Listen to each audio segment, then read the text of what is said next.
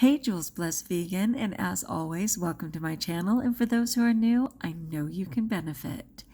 So, people, I am just checking in. As always, I have a great quote and thought from one of my daily reflection books. This one, my favorite for today by Overeaters Anonymous. I've certainly indicated that I'm a 12-stepper, and though I am more than in recovery, I do still fall under compulsive overeater. So here it is. And this one, here's the quote. It says, "To know and yet think we do not know is the highest attainment. Not to know and yet think we do know is a disease." That's by Lao Tzu. Lao Tzu, which is Laotzu.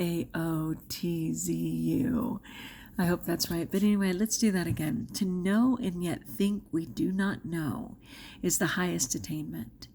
Not to know and yet think we do know is a disease. That is classic. It just makes me laugh. So here's the thought. In the days before I came to Overeaters Anonymous, when I was responsible for running the world, it was unthinkable to admit I didn't have answers for everything.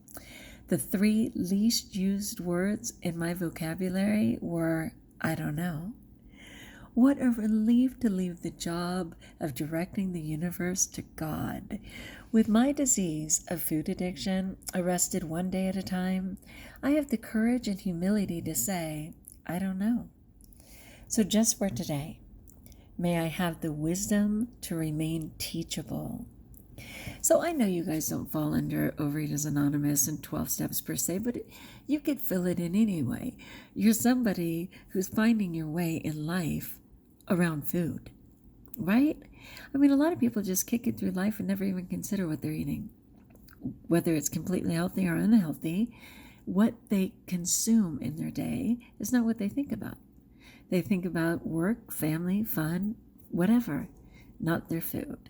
So when you have the focus around food, even though you may not consume it in a compulsive overeating way, because I know some of you are normal weight. Weight isn't even your issue. You're looking for health, or you're trying to ease your burden through health issues.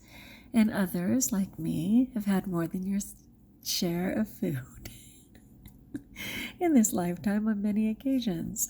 But now, even though I'm still consuming a good amount of food, it's healthier food that's high in nutrients and far less calories, right? So let me say that again, because it's really interesting to think. To know, and that means knowledge, to know and yet think we do not know is the highest attainment.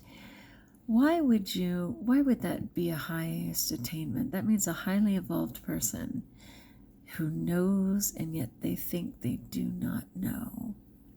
I think that's the humility of being open to learning, right? When you have a sense of something, when you're going to ask the teacher a question that you're pretty sure you know the answer to, but you want the teacher to affirm you. Yeah, like you know, but you think that you do not know, but you're still open to either being affirmed or growing. And the days before I came to caring about food at all, when I was responsible for running the world, a little sarcasm there, right?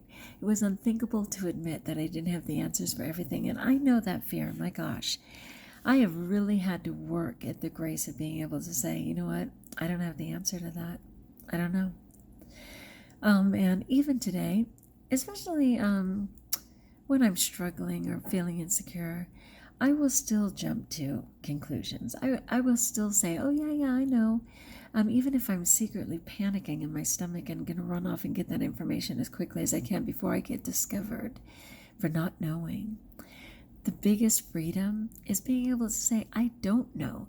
What I say with my students now is that being an incredible teacher is not because I know everything. Because students will say, but you're the teacher, don't you know everything? So no. I say, you know what? It's not that I know everything. It's that I'm willing to explore and obtain that knowledge. So I'm always willing to try and get the knowledge for you, but I do not know everything. And I have the grace to tell you I do not know everything. Success isn't in knowing everything. It's in the ability to learn, in the humility of saying I don't know. So it says, It was unthinkable to admit that I didn't know. The 3 least used words in my vocabulary were, I don't know.